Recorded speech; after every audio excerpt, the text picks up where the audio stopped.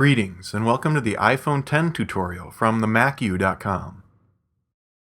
In this tutorial, we're going to cover how to use the features exclusive to the iPhone 10 and the significant differences that you're going to find between it and iPhones of the past. The biggest change with the iPhone 10 is the removal of the home button. This affects everything from unlocking the phone to basic navigation. It allows the iPhone 10 to have a larger, so-called Super Retina 5.8-inch display that covers the vast majority of the front of the device. Whether you have an iPhone 10 in your hand right now, or you're just thinking of upgrading to one in the future, this tutorial should aid you in using the iPhone 10, or deciding if you want to order one. We're not going to be covering general topics on iOS 11 in this tutorial. For that, refer to the What's New and Core Concepts tutorials for iOS 11 on themacu.com.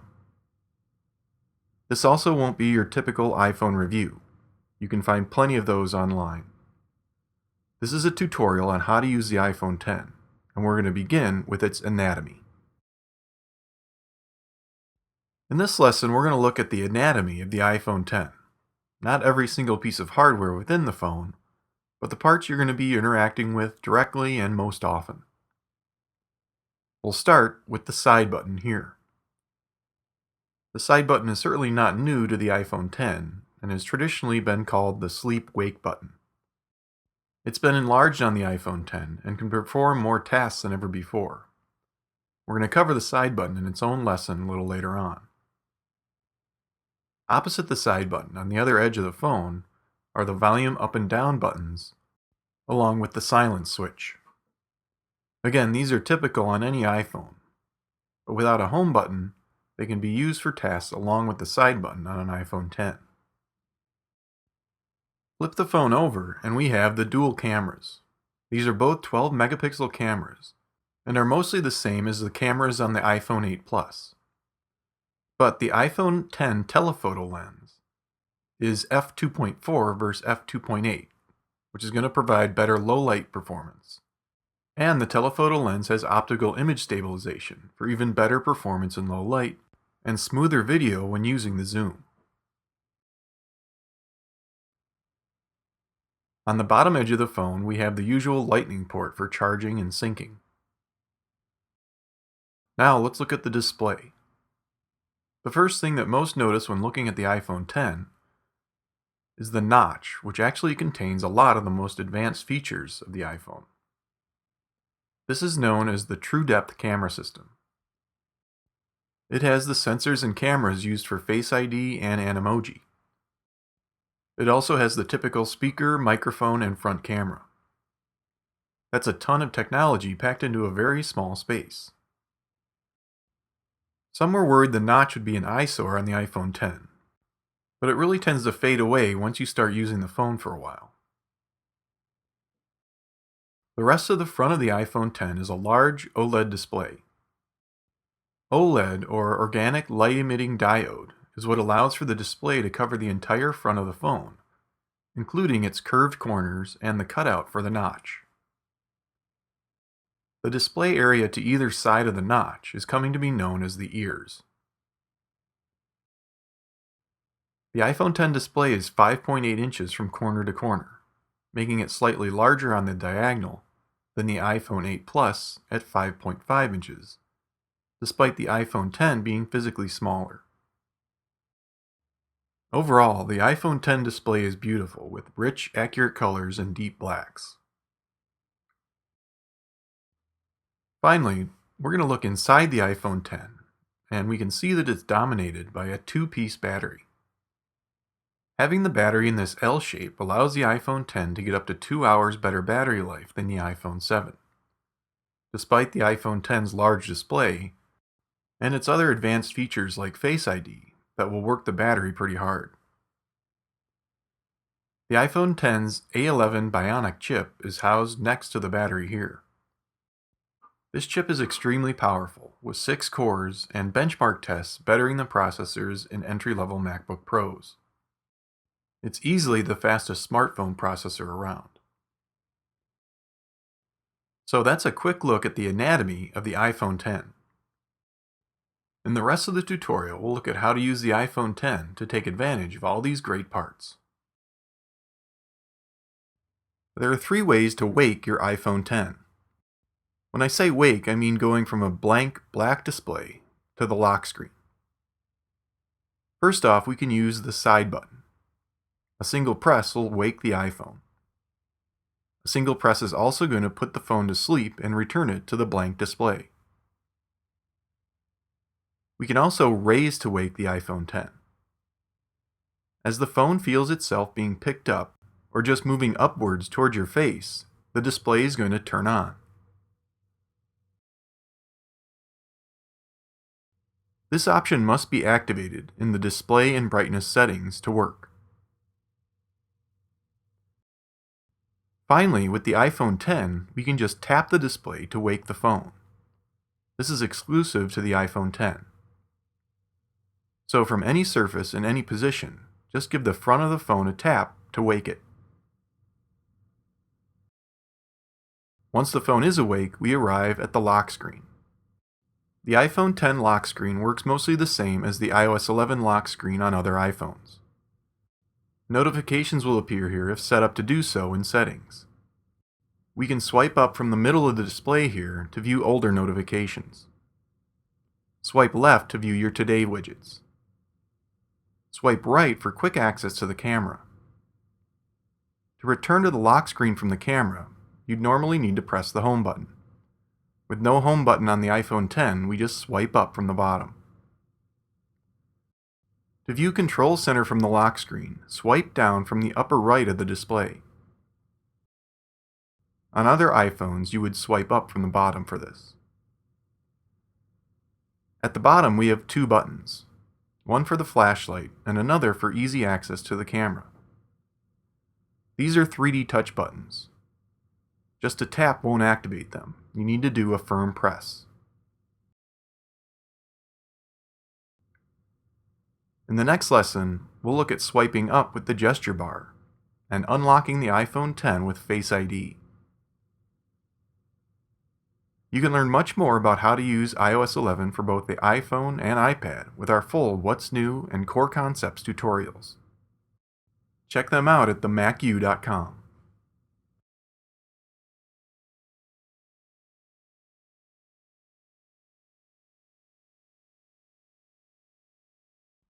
Face ID replaces Touch ID on the iPhone X. Rather than scanning your fingerprint, it scans your face. Face ID is used for everything that Touch ID was: unlocking your phone, Apple Pay, iTunes and App Store purchases, and opening other secured apps. Any app that used Touch ID will automatically use Face ID on the iPhone X. During the first setup of your iPhone X, the Face ID system, using the True Depth camera, is going to scan your face as you rotate your head, like we see in this video. Moving your head around to different angles allows you to utilize Face ID without needing to bring the phone directly in front of your face each time Face ID is required. This is a big deal because it makes using Face ID a much more natural process. From my experience so far, you have about a 30-degree offset in every direction where Face ID will work. So many times when you pick up your iPhone X, it will unlock as you bring it up to look at the screen. Mine is often unlocked before I'm ready to swipe up for the home screen. Face ID also works well in my car. I mount my iPhone, like a lot of people, over towards the center of the dash. So with me in the driver's seat, my face is a few feet back and over to the left of the phone. But when I wake the phone, like in this video, Face ID unlocks it pretty quickly. The only failures that I've had so far with Face ID has been when I was wearing both sunglasses and either a hat or a hood. But these failures don't occur every time while wearing those items. So if you're getting a Face ID error, which is displayed on the phone by shaking the lock icon, try Face ID from a slightly different angle. There are some Face ID options in the Settings app and Face ID and Passcode.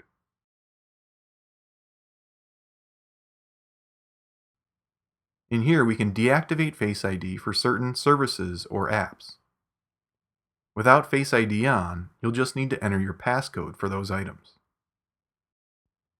We also have Attention Requirements and Attention Aware features. With this first one on, the TrueDepth camera system needs to verify that you're looking at the phone to unlock with Face ID. Yes, it can track your eyes even through glasses. Turning this off can cause Face ID to unlock much easier. It just needs to recognize your face whether you're looking at the phone or not. But this does decrease security a bit. Next, we have Attention Aware features. With this one, when you're looking at your phone, the screen won't dim and alerts won't be played at full volume. I'm not really sure why anyone would want to turn this off because it's pretty cool. Finally, we can reset Face ID here. If you're getting a lot of Face ID errors, doing a reset will let you rescan your face and hopefully improve the results. Next up, we'll look at gestures on the iPhone X. You can learn much more about how to use iOS 11 for both iPhone and iPad with our full What's New and Core Concepts tutorials. Check them out at themacu.com.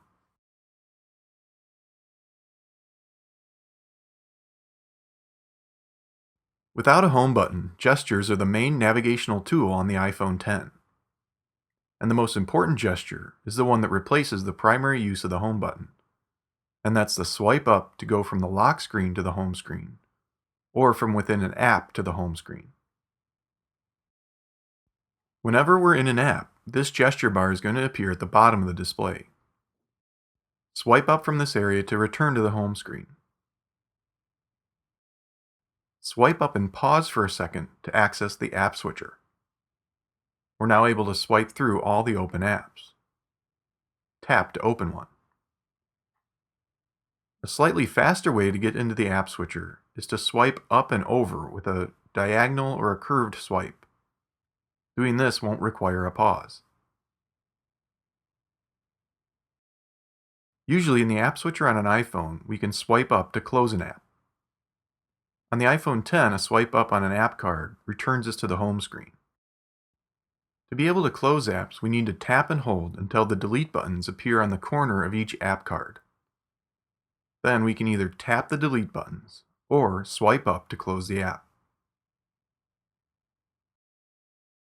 To get out of this close app mode, tap on the blank area of the display down here. Tap here again to return to the home screen. Instead of jumping into the app switcher, we're able to quickly move between open apps with a horizontal slide on the gesture bar. This can make it really quick to move between two apps.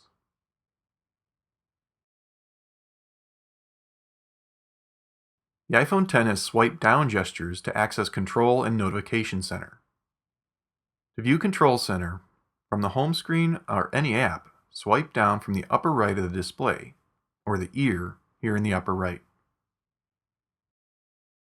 Notice that Control Center displays the iPhone X's battery percentage here. Having the battery percentage displayed all the time is not an option with the limited space at the top of the display. Swipe down from the upper left to view Notification Center. Notice that we get the same flashlight and camera buttons here as we do on the lock screen.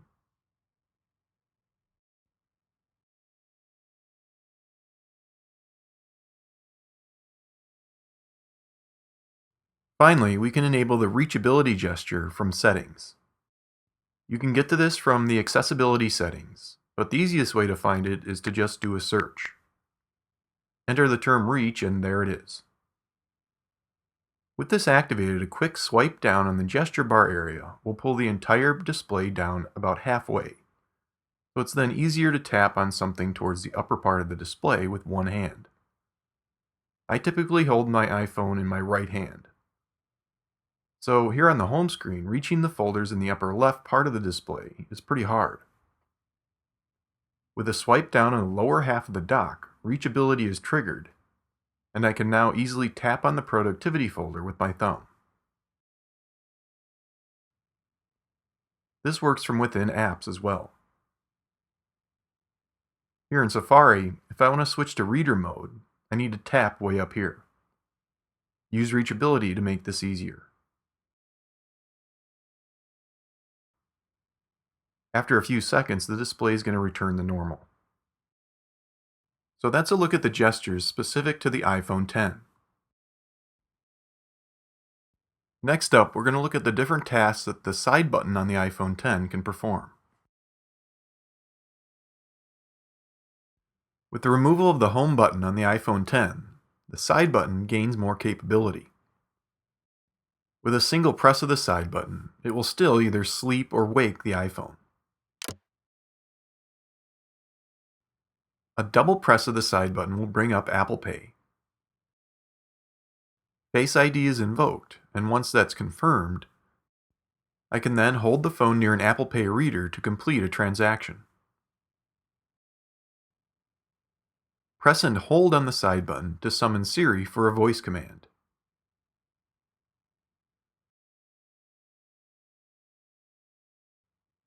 Press the side button 5 times in succession, and Face ID is going to be disabled. We also get the option to shut the phone down. But if I tap Cancel and lock the phone, when I try to unlock the phone, Face ID won't work because it's been deactivated. I'm going to need to use my passcode to unlock the phone. So those are all the things that the side button can do on its own. But we have more commands that can be performed with it and the volume buttons combined. First, press the side button and the volume up button together at the same time to take a screenshot. For more on working with screenshots, watch the What's New in iOS 11 tutorial.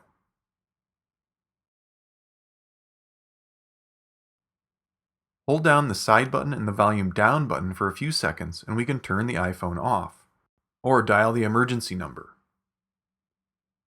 Once the iPhone is off, press the side button again to turn the phone on.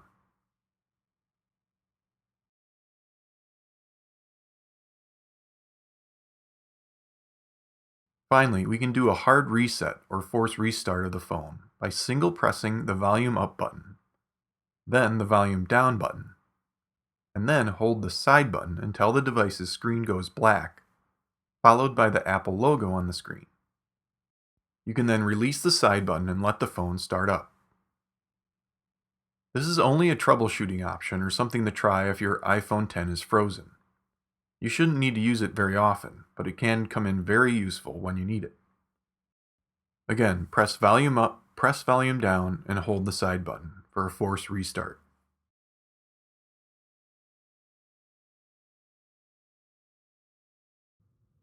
You can learn much more about how to use iOS 11 for both the iPhone and iPad with our full What's New and Core Concepts tutorials.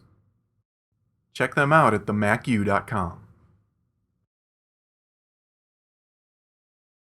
Animoji are available in the Messages app and are animated characters that use the TrueDepth camera system to use the expressions on your face and your words to build an animation. They're just for fun, but are a great example of the pretty amazing technology built into the iPhone X. So I'm in the Messages app here, and to get to the Animoji, I need to tap on the Apps button, and then on this guy. That brings me into the Animoji interface. Over on the left side here, we have all the Animoji characters. While holding the phone in front of my face, my expressions are going to appear on this character. I can even turn and nod my head, and it's going to follow it. Notice the details of my face being tracked here. If I open my mouth, that's displayed in the character. It can even tell if I'm twisting my lips from side to side. When I squint, the character squints. I could even do a wink. This is all made possible by the same face mapping technology that's used for Face ID. Tap on the record button here, and my facial expressions and anything that I say is recorded. Recordings are limited to 10 seconds. Hey, check out this Animoji and how well it tracks my facial expressions. Ha ha ha ha ha.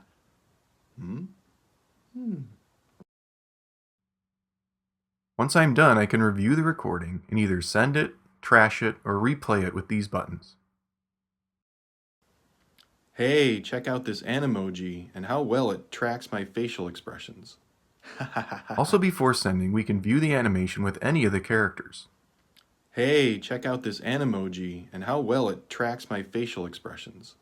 To send the animation, tap the up arrow here.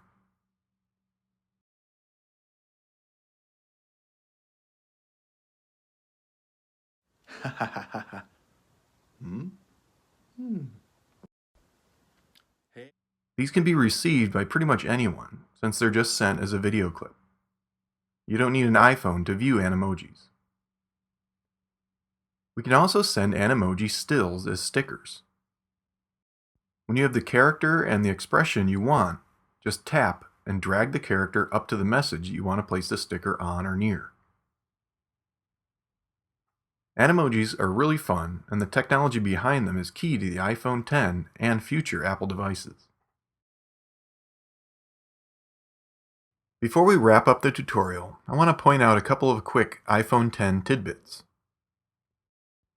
First, when we want to move or delete an app, you still tap and hold to make all the apps wiggle. Then rearrange or remove whatever app or apps that you want. But when you're done doing this, the reflex is going to be to press the home button to stop the app icons from wiggling. But on the iPhone X, you need to tap the Done button here in the upper right. We also have a few live wallpapers available for the iPhone X. Currently, I have a pretty boring, static, blue wallpaper for this tutorial. But in wallpaper settings, we can choose some pretty cool live wallpapers. While previewing the live wallpaper, press on it to see it in motion.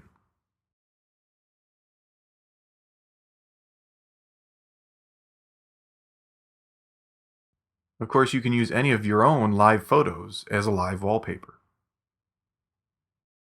So that wraps up our iPhone X tutorial. As of this recording, I've only had my iPhone X for about a week. So far, I really like it. I love having the display cover the entire front of the device. And it only took about a day or so to get comfortable with not having a home button and using gestures instead. This is also the first iPhone that I've owned with the dual rear cameras. Having portrait mode and even a little zoom available is really nice, and the photos they produce are fantastic. The only downside that I've found is the heftiness and the large size compared to the iPhone 7. My iPhone 7 feels really light and thin compared to the iPhone X now when I pick them both up. Of course, this is due to the iPhone X being physically larger. But I also think a big factor is the iPhone X having an all-glass front and all-glass back. The iPhone 7 has an aluminum back, and glass is just plain heavier. If you're upgrading from an iPhone 6 or 7 Plus, I imagine the iPhone X will feel small and light in your hand though, so it's all relative. To learn more about how to use your iPhone X in general, take a look at our iOS 11 What's New and Core Concepts tutorials. There are also tutorials on several iOS apps as well as Mac tutorials. Thanks for watching and enjoy your iPhone X.